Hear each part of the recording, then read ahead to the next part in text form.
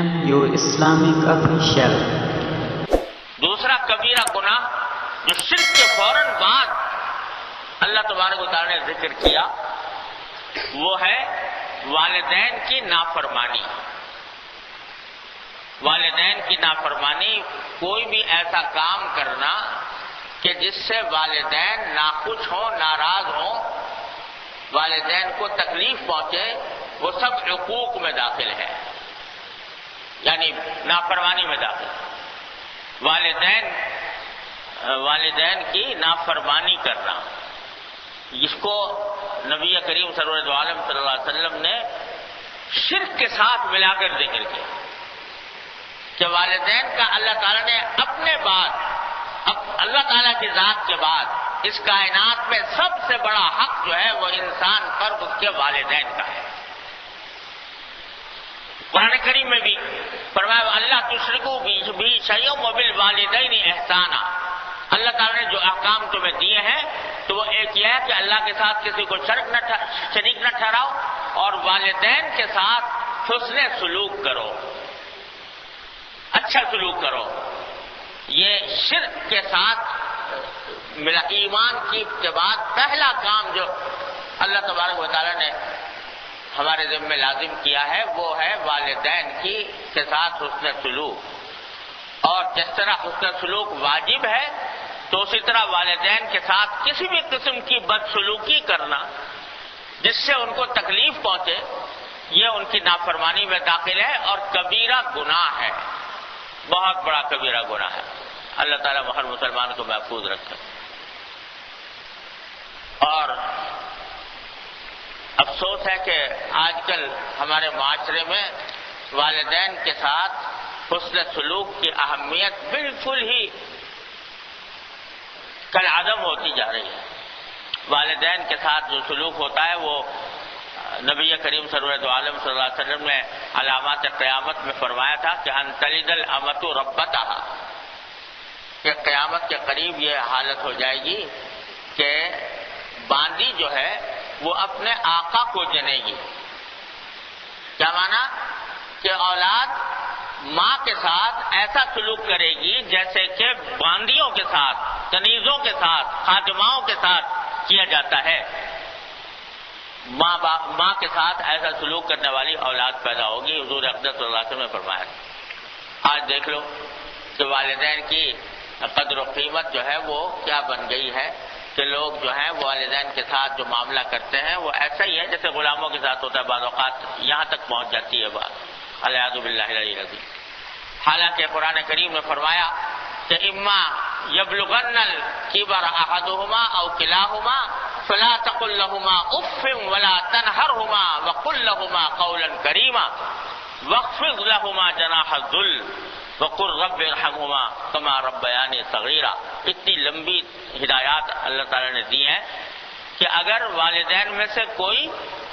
تمہارے زندگی میں بڑھاپے کو پہنچ جائے تو فلا تقل لہما اف، تو ان کو اف تک مت کہو.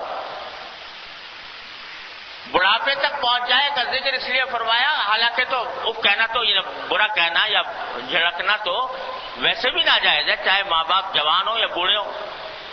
لیکن بڑھاپے کا ذکر اس لیے فرمایا کہ جب انسان بوڑھا ہو جاتا ہے تو بعض اوقات بڑھاپے میں وہ اس کے طبیعت بہت نازک ہو جاتی ہے، ذرا سی بات پر اس کو غصہ آ جاتا ہے اور وہ بعض اوقات ایسی بات کہہ دیتا ہے یا کر لیتا ہے کہ جو انسان کو ناگوار ہوتی ہے. بڑھاپے کے اندر ایسی باتیں بکثرت ہوتی ہیں. یہ ہر انسان کے ساتھ پیش آتی ہے کہ والدین جب بڑھاپے کو پہنچتے ہیں تو بعض اوقات ایسی باتیں کرتے ہیں کہ جو انسان سے برداشت نہیں ہوتی. اس وقت بھی فرمایا کہ اگر بڑھاپے پر پہنچ جائیں فلا تقل لہما اف، ان کو اف تک نہ کہو، ولا تنہرہما، اور ان کو جھڑکو نہیں، یعنی سختی کے ساتھ ان سے بات نہ کرو. وقل لہما قولا کریما، اور عزت کے ساتھ ان سے بات کرو. اور صرف اتنا ہی نہیں، واخفض لہما جناح الذل، اپنے آپ کو ان کے آگے ذلیل کرو، اپنے آپ کو ذلیل کرو ان کے آگے. وقر، اور یہ دعا کرو کہ رب ارحمہما کما ربیانی صغیرا، کہ اللہ ان کے اوپر رحم فرمائیے جیسے کہ انہوں نے ہمیں بچپن میں جس مشقت سے انہوں نے ہمیں پالا ہے، تو اس کے صلے میں اے اللہ آپ ان کے اوپر رحم فرمائیے، دعا کرتے رہو۔ اتنی تاکید فرمائی، یہاں تک فرمایا کہ اگر کسی کے والدین مشرک بھی ہوں، وَإِن جَاهَدَاكَ عَلَىٰ أَن تُشْرِكَ بِي فَلَا تُطِعْهُمَا وَصَاحِبْهُمَا فِي الدُّنْيَا مَعْرُوفًا، کہ اگر وہ تمہیں شرک پر بھی کی دعوت بھی دے رہے ہوں تو وہ دعوت کو قبول نہ کرو، اللہ تعالیٰ کے ساتھ کسی کو شریک نہ ٹھہراؤ، لیکن وَصَاحِبْهُمَا فِي الدُّنْيَا مَعْرُوفًا، اور لیکن دنیا کے اندر ان کے ساتھ نیک ماں برتاؤ کرو، ان کے ساتھ سختی نہ کرو والدین کے ساتھ۔ تو مشرک والدین کے لیے بھی اللہ تبارک و تعالیٰ نے یہ حکم رکھا ہے کہ جو مومن والدین ہیں ان کے لیے تو بدترین سے اولا ہے۔ یہاں تک فقہاء کرام نے اس کے اوپر لمبی بحث کی ہے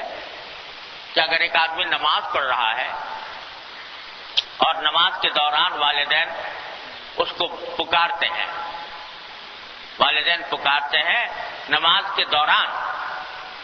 تو آیا وہ نماز جاری رکھے یا توڑ دے والدین کے کہنے پر؟ اگر نماز جاری رکھے گا تو والدین کی پکار کا جواب نہیں ہوگا، یہ کہیں نافرمانی میں تو داخل نہیں ہو جائے گا۔ فقہاء کرام نے اس کے اوپر بڑی لمبی بحث کی ہے، اور ایک حدیث بھی آتی ہے، صحیح بخاری میں حدیث آتی ہے کہ حضور اقدس نبی کریم صلی اللہ علیہ وسلم نے فرمایا کہ ایک پچھلی امتوں میں ایک صاحب تھے جن کا نام جریج، وہ ایک عابد و زاہد آدمی تھے، عبادت گزار تھے، اپنے عبادت گاہ میں عبادت کرتے رہتے تھے دن رات۔ تو ایک مرتبہ انہوں نے نماز کی نیت باندھی ہوئی تھی، ان کی والدہ آئیں اور انہوں نے پکارا اے جریج کہہ کر پکارا، تو اب یہ نماز میں تھے تو دل میں ان کے تردد پیدا ہوا کہ میری ماں مجھے پکار رہی ہے، ایک طرف میری ماں پکار رہی ہے، ایک طرف میری نماز ہے، نماز کو بلا وجہ توڑنا بھی جائز نہیں ہوتا اور ماں کا جواب دینا بھی ضروری ہے۔ تو دل میں یہ تردد پیدا ہوا امی و صلاتی، کہ ایک طرف میری ماں ہے ایک طرف میری نماز ہے، کیا کروں؟ لیکن پھر سوچا کہ نماز چونکہ شروع کر چکا ہوں اس واسطے میں پوری کرنی چاہیے، نماز توڑنی نہیں چاہیے۔ تو توڑی نہیں نماز جاری رکھی۔ دوسری مرتبہ ماں نے پکارا یا جریج کہہ کر، تو اس کے بعد پھر دل میں تردد پیدا ہوا کہ نماز جاری رکھوں یا ماں کا جواب دوں۔ پھر نماز جاری رکھی، یہاں تک کہ تیسری مرتبہ جب پکارا اور ماں کو جواب نہ ملا تو ماں کے منہ سے ایک بد دعا کا کلمہ نکل گیا۔ ماں نے کہا کہ یا اللہ اس جریج کو اس وقت تک نہ دنیا سے اٹھائیے جب تک کہ یہ بازاری عورتوں کا چہرہ نہ دیکھ لے۔ یہ بد دعا کر دی انہوں نے، اور یہ بد دعا کر کے چلی گئی۔ بعد میں اللہ تعالیٰ کا کرنا ایسا ہوا کہ وہاں ایک عورت تھی، چرواہن تھی، وہ بکریاں چرایا کرتی تھی، تو وہ کسی وقت اس نے جھوٹا دعویٰ کر دیا اور کہہ دیا کہ یہ جو جریج صاحب جو اتنے بڑے عابد و زاہد ہیں، انہوں نے معاذ اللہ میرے ساتھ بدکاری کی ہے۔ بچہ پیدا ہو گیا تھا اس کے ہاں، تو اس نے کہا کہ یہ بچہ جو ہے یہ ان سے پیدا ہوا ہے، جھوٹا دعویٰ کر دیا۔ اب لوگوں نے پکڑ کے یہ کہا کہ اتنا بڑا عابد آدمی ہے، مقدس آدمی ہے، بزرگ کہلاتا ہے، اتنا بڑا اس نے معبد تعبیر کر رکھا ہے، خانقاہ بنا رکھی ہے، تقدس کا لبادہ اڑا ہوا ہے، اور یہ حرکتیں کرتا ہے، کر کے اس کو گرفتار کر لیا اور سارا اس کے جو خانقاہ تھی وہ ساری کی ساری منہدم کر دی۔ یہاں تک کہ جب بچہ جو پیدا ہوا تھا اس سے کہا کہ انہوں نے کہا کہ وہ بچہ مجھے دکھاؤ، عابد نے کہا کہ وہ بچہ دکھاؤ، تو بچہ جو دکھایا تو انہوں نے جریج نے اس بچے سے کہا کہ اے بچے تم ذرا یہ بتاؤ کہ تمہارا باپ کون ہے؟ لوگ حیران تھے کہ بچے سے جو ابھی تک بولنے کے قابل نہیں ہے اس سے پوچھ رہا ہے کہ باپ کون ہے؟ تو بچہ بول پڑا، اور اللہ تعالیٰ کی قدرت سے جیسے حضرت عیسیٰ علیہ السلام اپنے بارے میں بول پڑے تھے، وہ بچہ بول پڑا اور اس نے کہا کہ میرا باپ تو فلاں چرواہا ہے، وہ ہے میرا باپ، یہ نہیں ہے، برات اس کی ظاہر کر دی۔ جب بچے کو بولتے ہوئے دیکھا تو لوگوں کو اس کی سچائی کا یقین آیا، پھر لوگوں نے معافی مانگی، کہا کہ ہم تمہاری خانقاہ سونے سے تعمیر کر دیں گے، سونے سے بنا دیں گے۔ انہوں نے کہا کہ نہیں، سونا ہونا نہیں چاہیے، بس ویسی جیسی میری خانقاہ تھی ویسی بنا دیں۔ تو یہ واقعہ خود نبی کریم سرور دو عالم صلی اللہ علیہ وسلم نے سنایا کہ دیکھو ماں کی پکار کا جواب نہ دینے پر اس کو یہ فتنہ پیش آیا، اللہ نے بچا لیا، برات کر دی، اس واسطے کہ نیت خراب نہیں تھی، نیت یہ تھی کہ نماز پڑھ رہا ہوں تو نماز توڑوں نہیں، اس واسطے اللہ تعالیٰ نے اس فتنے کی انتہا سے اس کو بچا لیا۔ لیکن پھر بھی فتنہ تو ہوا بہت بڑا، بدنامی اچھی خاصی ہوئی، خانقاہ ٹوٹی، سب کچھ ہوا، بعد میں اللہ تعالیٰ نے برات ظاہر کی، لیکن فتنے مبتلا ہو۔ تو اس حدیث کے تحت علماء کرام نے یہ بحث کی ہے کہ کیا اگر کوئی آدمی نماز پڑھ رہا ہو اور والدین میں سے کوئی آواز دے تو کیا اس کو نماز توڑ دینی چاہیے؟ تو جواب میں یہ فرمایا ہے کہ اگر اس کو اندازہ ہے کہ میرے والدین، جو مجھے والدہ میری آواز دے رہی ہے، باپ میرا آواز دے رہا ہے، اگر اس کو پتا ہے کہ میں نماز میں ہوں تو پھر اس صورت میں اس کو توڑ دینی چاہیے، نماز توڑ دینی چاہیے، کیونکہ جب معلوم ہے کہ نماز میں ہے پھر بھی آواز دے رہے ہیں تو کوئی نہ کوئی ضرورت لاحق ہوگی، اس واسطے اس ضرورت کو پورا کرنے کے لیے نماز توڑ دینی چاہیے اگر ان کو پتا ہے کہ نماز میں۔ اب اللہ تعالیٰ نے دیکھو اتنا بڑا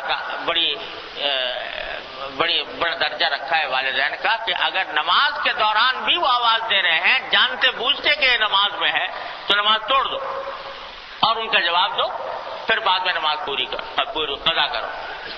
ہاں اگر ان کو پتہ نہیں ہے کہ یہ نماز میں ہے تو اس صورت میں فقہاء کرام فرماتے ہیں کہ نماز کو جتنا مختصر کر سکتا ہو مختصر کر کے پھر جواب دے۔ لمبی چوڑی اگر نماز پڑھنے کی نیت باندھی ہوئی ہے تو اتنی لمبی چوڑی نہ پڑھے، مختصر کر دے، مختصر کر کے جواب دے دے۔ تو اتنا بڑا درجہ رکھا ہے والدین